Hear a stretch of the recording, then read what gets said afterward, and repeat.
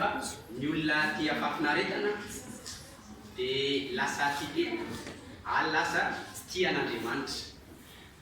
Nanomboka oviana izany no nitranga tamin'olombelona rehefa nanaiky nisaretin'ny Satana hanao izay nahafinaritra azy fotsiny Adama, dia tamin'izany izy nitsiry voalohany tamin'olombelona. Dia nisy tamin'ny fomba mahatsiravina koa izany tamin'ny andron'ny Noa, ka nanara-po tamin'ny filanofy ny olona teto tany tamin'izany, ka nahatonga Andriamanitra hanapa-kevitra ny handingana amin'ny tontolo tsy tian'Andriamanitra tamin'izany. Fa izao koa ny andiniteny sy faminaniana ao amin'ny Baiboly izay tanteraka amin'ny androntsika izao. Raha sitraka anareo iarantsika mamaky izy io dia ao amin'ny Timoty 2:7 dia ny andininy voalohany, Timoty 2:7 andininy voalohany sy fahaefatra. Timoty 2:7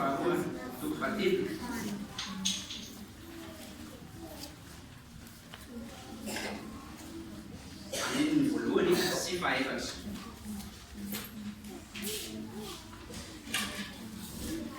Izao ny vakiny andininy voalohany. Ary aoka ho fantatrao izao amin'ny andro farany dia hisy fotoan-tsarotra tsy mora setraina, fa ny olona andininy fahaefatra ho mpamadika, ho be dito, ho mpihegoebo, ho tia fafinaretana fa tsy ho tian'Andriamanitra. Hita fa ny farany eny fandray amin'ny erizantsika hoe amin'ny andro farany ho tia fafinaretana ny olona fa tsy ho tian'Andriamanitra. Isika izao no miaina amin'izany andro farany izany, hany ka tanteraka amin'izao io andininy io. Inona no manaprofo hoe amin'izao izy io tanteraka? Jereo fotsiny ny zava-misy amin'izao dia ny olona mikatsaka fafinaretana. Io no andaniany fotoana bebe kokoa sy andaniany fananana ary anokanany tena bebe kokoa fa tsy ny fikatsahana zavatra ara-panahy. Dia raha mijery koa tsika ny fomba fitenin'olona amin'izao dia mampiseho an'izany. Inona ilay fomba fitenin'olona? Minana raha mahita fa ny faty tsy tahita. Mampiseho iny izao zany fitiavana fafinaretana dikan'izany hoe tia fafinaretana ny olona ka efa tsy miraharahana Andriamanitra. Hita fa amin'izany hoe tanteraka amin'ny andro izao izy io, ka ampoizana io fitiavana fafinaretana io mety hifindra amin'ny kristianina raha tsy mitandrina izy. Ka izay indrindra no hidinitsika androany hoe reto lafin-javatra efatra reto no hidinitsika dia nampy antsika mba tsy ho tonga amin'izany fitiavana fafinaretana izany. Ino amin'ireo lafin-javatra efatra hidinitsika? Ny voalohany, ny fomba ampiasan'ny Satana sy ny tontolony ny fitiavana fafinaretana mba hamitahana antsika. Dia ny faharoa dia ny voka-dratsy ny fitiavana fafinaretana amin'ny olona iray. Ary ny fahatelo dia ny fomba hiadiana ny fitiavana fafinaretana amin'ny androntsika izao. Ary farany, inona ny valisoa azon'olona iray raha miazona ny fafinaretana eo amin'ny toerana tokony ho izy. Fa hodinitsika ilay voalohany fomba hamitahany Satana sy ny tontolony sy fampiasana ny hoe fitiavana fafinaretana mba hamitahana antsika. Ny vavahaditsaina dia io no fitaovana nampiasain'Andriamanitra, fitaovana fitaterana amin'ny olona mankany amin'ny ati-doha. Dia ino avy izy ireo? Dia ny maso, dia sofina, dia ny lela, dia ny orona ary ny hoditra, na les 5 organes de sens izay ny anarany ankizy tany amin'ny classe de théorie. Dia ireo lafin-javatra dimy ireo no fomba ampiasain'i Jehovah mba hanampy antsika azo fafinaretana. Tsy marina izany, jereo fotsiny anie hoe ny maso hoe dia ny maso rehefa mahita zavatra tsara ianao, ohatra hoe mijery baolina ianao dia tsy maso fafinaretana avy ianao raha mahafinaritra anao ilay izy. Inona ny asa amin'izany tsy maso? Ohatr'izany ilay izy hoe ireo izany fitaovana. Dia ataontsika maky andiniteny mihitsy mifandray amin'izany resahan'Andriamanitra mahakasika izy io. Dia atao jerentsika ny Timoty voalohany indray, raha mbola ao amin'ny Timoty voalohany eny amin'ny Baiboly dia ny Timoty voalohany indray io fatantsika. Timoty voalohany fa toko fahenina andininy fito ambin'ny folo vaketsika toko fahenina andininy fa fito ambin'ny folo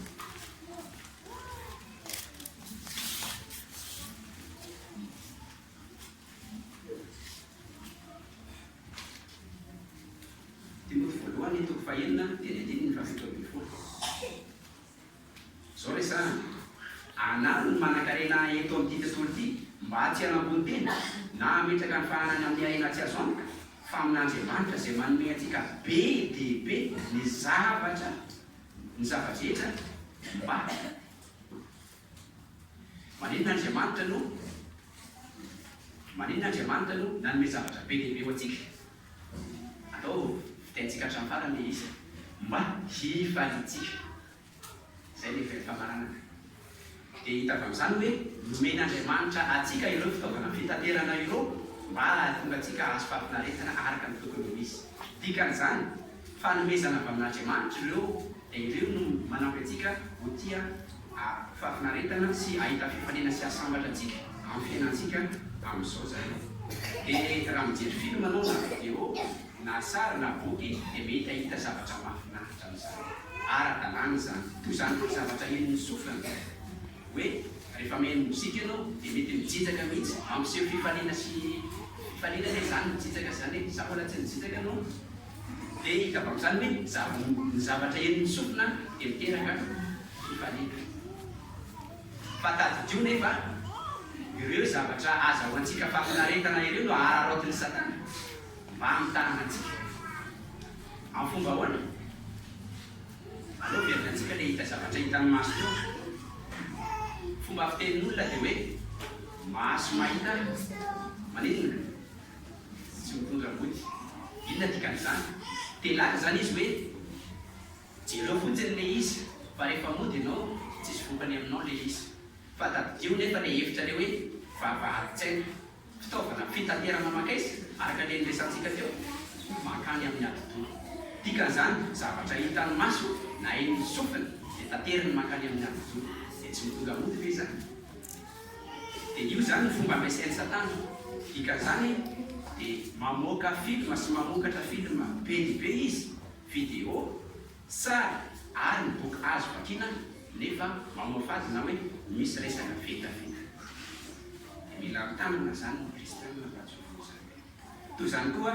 ny zavatra eniny sofina inona ny zavatra tena mahafaly atsika na hoe mitondra fifanena ho atsika dia ny mozika io ny mampandia atsika tadidio koa fa i Satana dia manararaotra ny olona ahoana ny ataony mamoaka karazana mozika be dia be izy na ny kakira samihafa nefa tsy mety amin'ny kristianina manaiky venao fa mahomby mitetika Satana io amin'izao asoantoka fa marina zany be resaka vetaveta ny tantara enony na tantara mitoa amin'ny radio dia mila mitandina ary ny kristianina amin'ny zavatra fa tatsika fa ny vavaharin-tsaina no ampiasain'ny Satana ararotina satria miteraka fampinaretana ao antsika ara-dalàna fa afaly tsy ho ara-dalàna izy dia lafi zavatra faharoa ndray faniriana ara-dalàna ao anatintsika inona izany dia lafi zavatra roa ndray dia nitsika anatin'izy io dia ny fiarahamikorana kristianina dia ny faharoa firaisana arana dia ny voalohany fiarahamikorana kristianina ampirisihina ny fandaminana ny kristianina dia hifanasa mba hanao fiarahamikorana mba ampisy fihavanana sy firaisan-tsaina amin'ny fiangonana zany zavatra tsara zany tadidio nefa i Satana dia manararoatra an'io mba hamitana antsika satria ara-dalàna fa le fantatsika mantsy hoe tsy ara-dalàna efa tsy ataontsika fa tsy dia manao an'izay Satana fa le fantatsika hoe mety amin'ny kristianina ireny mety no araroatany dia noho zany dia rehefa misy kristianina manao fiarahamikorana oka atao hoe manapa-kevitra nisy zavatra misy alcool ny kristianina vitsivitsy rehefa manao fiarahamikorana dia tsy diso izy satria mety amin'ny kristianina misotro zavatra misy alcool fa ahoana araroatin'ny Satana izy ireny mba ho tonga amin'ny fimamona indray izy ireo diso toerana mantsy fahafinaretana azo avy amin'izany fa tonga amin'ny filaminana izy azainy isakana oka indray atao hoe nanapa-kevitra ny tsena izy zavatra misy alcool ny kristiana nanao fiarahamonkorana mbola mahafoka hoe satana amin'izany eny ny valina mety ho tonga amin'ny finanana tafa ohatra zay ny kristiana sasany dia mety mbola ho voly izany indray izy dia mila mitandrina ny kristiana mila afina lafitsaratra faharoa amin'ny faniriana ara-dalàna antsika izay arabateo satana dia ny firaisana ara-nofo ara-dalàna raha anao firaisana ny mpivady satria fanomezana avy amin'Andriamanitra izany afaka manara-po amin'izany izy tadidio nefa ampiasain'ny satana amin'ny olombelona io faniriana io satria faniriana mitsiro azy ny olombelona io ka mba hamitahana antsika amin'ny fomba hoana tiany hanao firaisana alohan'ny fanambadiana ny olona azo fahafinaretana ny olona amin'izay fa diso toerana izany hoe lasa tia fahafinaretana fotsiny fa tsy tian'Andriamanitra ny olona toy dia na efa manambady koa izy mety mbola ho tratrany ve eny ny valiny saretina fomba hafa indray ny mpivady na efa manana fahafapo hanome ny faniriana ianao firaisana amin'ny fomba hoana mety ho lasa tia olo-kafa izy ka maniry ianao firaisana aminy dia na anao firaisana amin'ny fomba mamofady izy satria manatra amin'ny olona fa araroten'ny satana izany amin'izao mba mitandrina lafizavatra fahatelo araroten'ny satana amintsika ampiasan'ny fahafinaretana ny fitaovana elektrônika ampirisian'ny fanadinana ny kristiana raha manana fahafahana mba ampiasan'ny fitaovana elektrônika mba izitsika mampiasany koa ny fandaminana satria any amin'ny internet no fomba morantsika ampianarana ny olona maneran-tany amin'ny fiteny maro samihafa manararaotan'io nefa isatana satria ara-dalàna antsika raha mampiasany io ahoany ny ataony mangalatra izy iny ny angalarana ny fotoana efa nangalarany satana ve ny fotoananao tamin'ny fitaovana elektrônika izany no fomba ataony amin'izao satria be dia be ny fomba azahoana fahafinaretana amin'izao tsy hoe ikaroana zava-tsara-panampy fa mety mampiala voly koa izy io toy ny jeu vidéo maro samihafa na ny tranokala fifanerezana ara-dalàna mantsy atsika raha miala voly amin'izy ireny fa mety ho diso toerana izy raha raha satana ka angalarana hitantsika lafy zavatra telo teo fa fomba ampiasan'ny satana ny fahafinaretana izay ara-dalàna amintsika fa tsy ho ara-dalàna indray izy io na hoe fahafinaretana diso toerana dia ny fampiasana ny vavahady-tsaina na ny zavatra hitany maso na ny sofina dia faniriana ara-dalàna ao anatintsika toy ny fiarahamonkorana kristiana na ny firaisana ara-nofo dia teo koa ny fitaovana elektrônika izay araroatiny mba hangalarana amin'ny fotoanantsika inona moa ny voka-dratsy ny fitiavana fahafinaretana eo olona anankiray izay mampiditra antsika amin'ny fizarana vava ny vavahady-tsaina io mantsy ny fomba nampiasain'ny satana teo inona ny voka-dratsiny raha mahomby satana amin'izy io mahomby izy fa misy fitantarana anankiray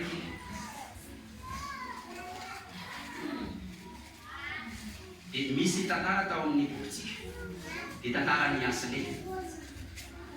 Asle efa efatra amby roapolo taona izy fa tia milalao mozika tia miala voly dia mihaino mozika fa mario vokatra ny mozika izay mihaino izao ny resaka ny boboka toka sy ny toroka zava-mahadomety na taloha sady na esetra ny rock maveratra sy ny rapy natonga amitozany fentely ratsy ireo tononkira sady manindrahindra fahankalana ary mavesatra sy midobodoboka be nygatony na tsiaro mafy be aloha zany lasa namana tamin'ny mpidoroka zava-mahadomelona koa ny mpihira rapy sy ny rock maveratra no nota afinay Ary zany no lazaina iny. Ary zay no lazainy ny mitafina. Hitantsika fa amin'izany hoe nivokatra. Hitantsika fa amin'izany hoe nivokatra zavatra azontsika fa mivavahady toy ny mozika. Misy vokany amintsika izy ireny. Fa raha tsy mitandrina na hoe raha mahomby ny fomba ampiasain'ny Satana amin'ny lafiny. Dia andeha faharoa indray. Ny fomba faharoa ampiasain'ny Satana dia ny faniriana ara-dalàna ao anatintsika. Dia ny voalohany dia ny fiarahamonkorana kristianina. Fiarahamonkorana kristianina tsy voafehy. Zay anarany rehefa misy toerana izy. Nampitandrina toy izao i Jesosy amin'ny voka-dratsiny. Dia raha sitrakanareo iarahantsika mafy izy io amin'ny Lioka 4:20, andininy 4:30 ka hatramin'ny 9:30. Lioka 4:20, andininy 4:30 ka hatramin'ny 9:30.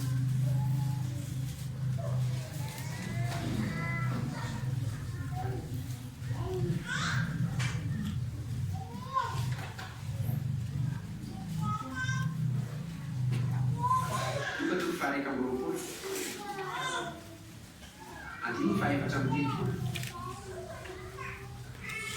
ka hatramin'ny 9:30. Izao re zany ary mitandreo saony fonareo kovesary ny fihinanana tafahoatra sy ny fibobon-doka ary fa mahitao fiainana ka tsy ampoizinareo na tonavany zany aminareo fa ho tampoka toy ny fantsika.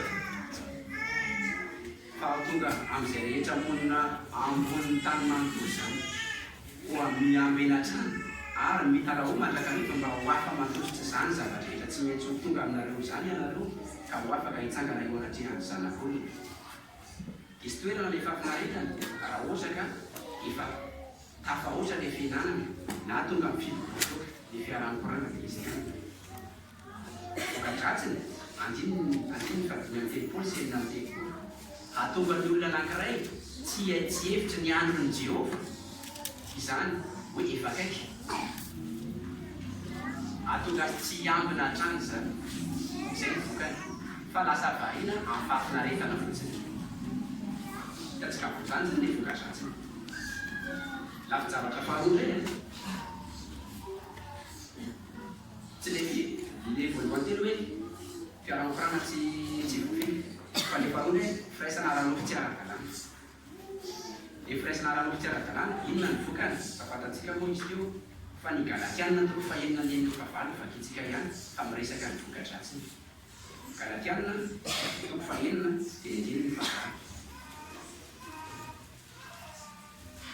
Galatianina 4:9-9.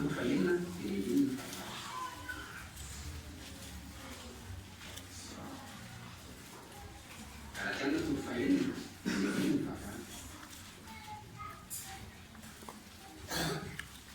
Galatianina 4:9-9. Izay mamafy an'ny nofony mantsy dia hijinja fahasimbana avy amin'ny nofony, fa izay mamafy an'ny fanahy kosa dia hijinja fiainana mandrakizay avy amin'ny fanahy.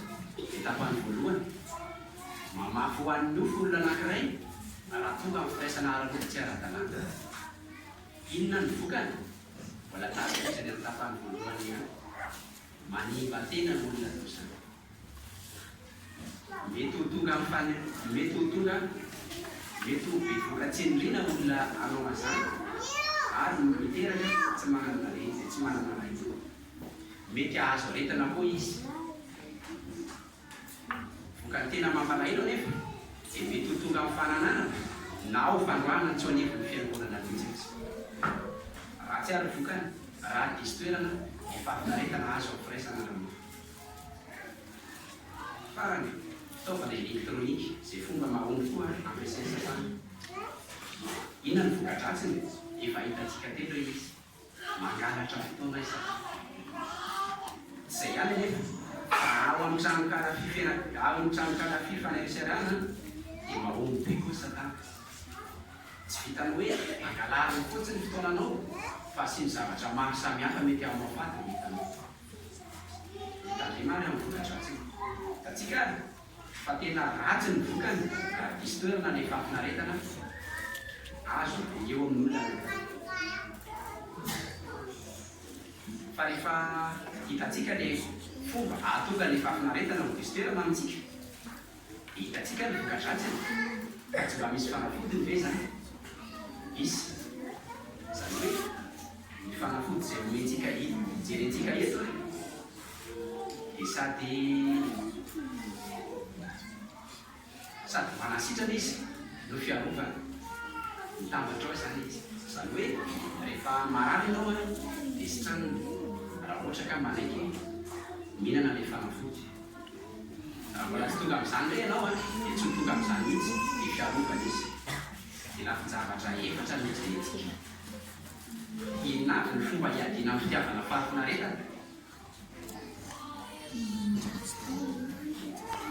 ireo mba maharitsaina avelona antsika kely le izy teo satria io no fomba ampiasain'ny satana mba amelezana antsika dia ahoana indray fomba hiadiana aminazy ataontsika hoe paracetamol indray mianarana fomba hiadiana amin'ireo fomba mitahany satana amin'ilay vavaharitsaina paracetamol masiantsika anarana le manaraka fa tianareo ve ahita tohn'ilay tantarany azy mety alea jerentsika tohony fa ino tsara ny tohony tantarany azy le zay hitatsika teo io vokadratsiny zay miantsetsika teo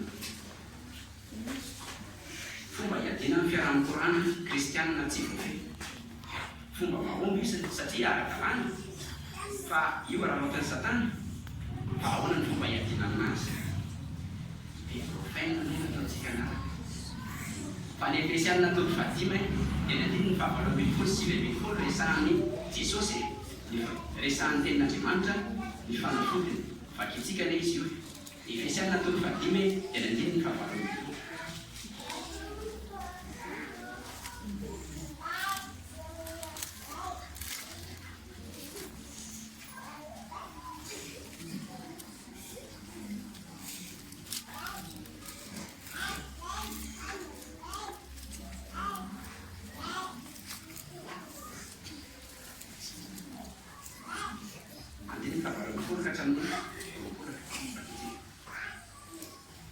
aza mba mamodivay famitahako amin'ny filibany zany fa oka kosa ianareo vefeny fanamasina zany ka salamo sy fiderana ho ahy salamo sy fiderana ary hiranomban'andriamanitra ampiasaina rehefa mifampiresaka ary mihira amin'ny fo miaraka amin'ny mozika ho an'izany ary misaora mandrakariva an'andriamanitra raitsika amin'ny zavatra rehetra amin'ny anaran'i Jesosy Kristy tontsika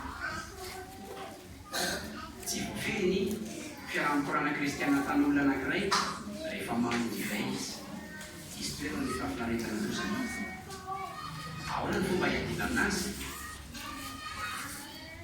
resahana fanazavana fa asio fetrany ny fisotroana zava-pisotro misy alcool ary araho maso aleky ny mozika rehefa manao fiaraha-mikorana kristianina ny isan'ny olona saina ary tsy voatery asaina ireo olona mirona hanao zavatra hafa ohatsy tsy tokony hivadyka ho fotoana hanaovan-zavatra araka n'izao tontolo izao ireo fanasana amin'ny fampakaram-bady sy ireo fankalazana ny tsingeran'ny taona na nambadiana sy ny toizana zay ny fanafody ivivaina lafin-zavatra fatelo dia ny fomba hisorohana ny firaisana ara-nolo tsy ara-dalàna na fafinaretana diso toerana ny vakina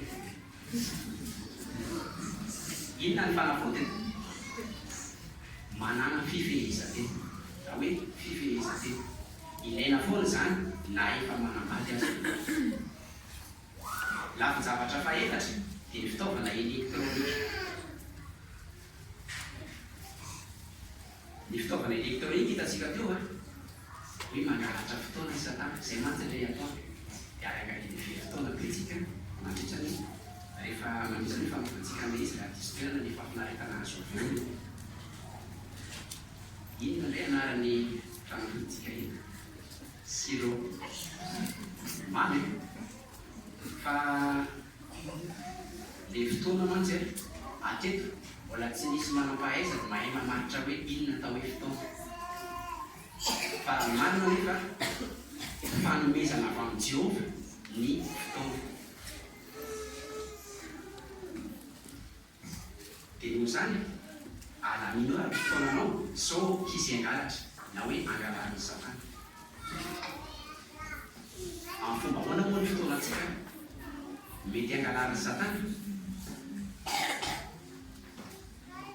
Tsy hoe ty sotro fotoana, tsy hoe ty sotro rano akory fa angalan'ny vivi. Feno rano feno eo vivi.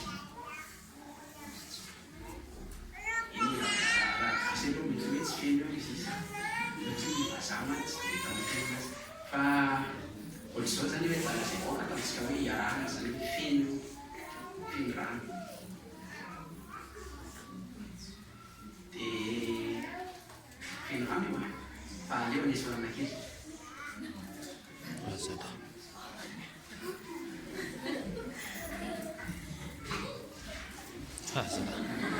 Asik lah tiny anankiray toy e.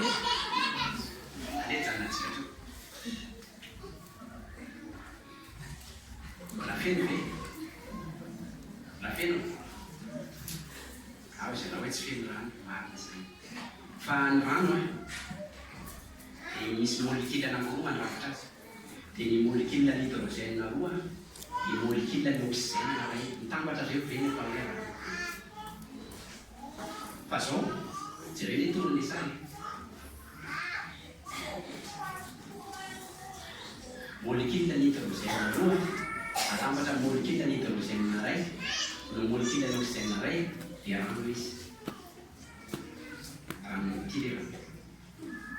Fa zao, ny sorontsika mitapany tamin'ny rano dia mbola feno ve izy? Rano marina mbola feno tanteraka mihitsy.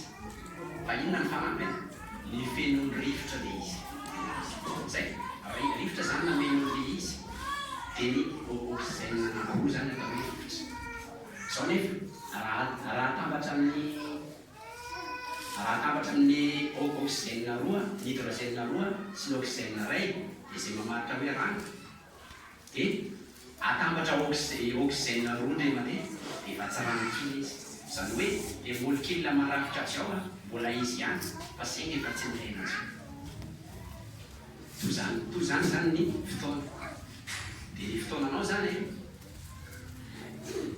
raha tsy elaminao tsara dia mety angalaran'ny Satana. Izany hoe toy ny mandeha ho azy fotsy ilay izy fa saingy efa tsy ilaina zava-tonga amin'ny zavatra tsy dia ilaina.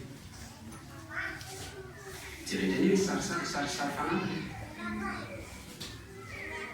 Ny ora amen'Andriamanitra antsika dia 420 anatin'iray andro. Dia ny valo amin'izay ataontsika hoe torimaso dia ny valo asa. Inona ny valo fanampiny? Jereo indray sary. Dia ny valo io dia mba telo na efatra anaovana asa aman-draharaha na devoara ho an'ny mpianatra. Asan'ny mpianatra mantsy ny mianatra. Fa ny telo tsy mahafontsika ho an'ny Jehova ve? Anatin'iray andro. Bitika ve zany? Dia lambany lasa mba kelikely kokoa noho n'ilay fitiavan'olona ilay an'i Jehova.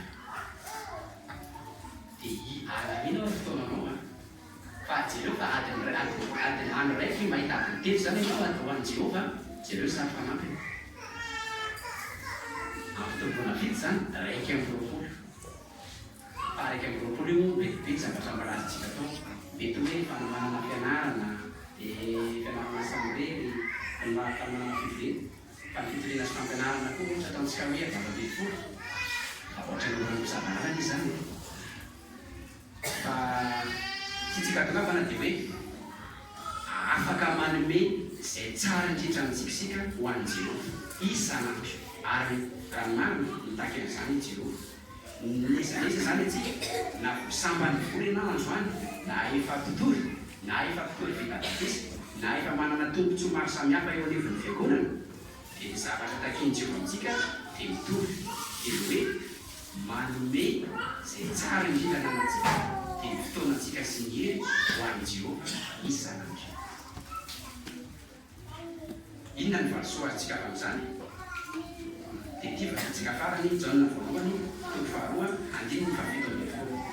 Jaune voalohany toko faharoa andininy fafito ambin'ny folo. Jaune voalohany toko faharoa andininy fafito ambin'ny folo. Raha miazana ilay fafinaretana eo toerana tokony ho izy antsika dia izao ny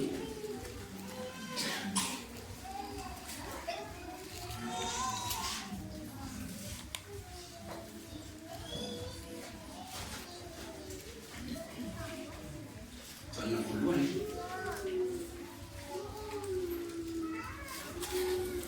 jaune voalohany toko faharoa fa ny andininy fafito ambin'ny folo.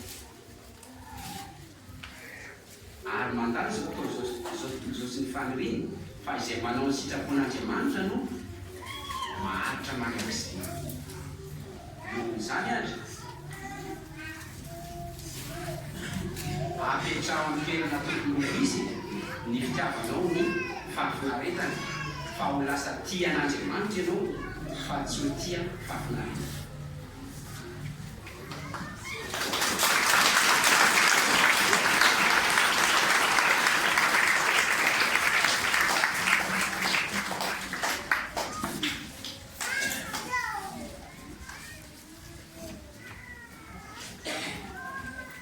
Sotravintsika anao izay raha tsara sy mankepasoely amin'ny lahteny mitsaboana teo tegna ny tianay izy satria narak'izay mbo ampy tamin'ny fitiavana fafinaretana sy ndraiky fitiavana an'Andriamanitra.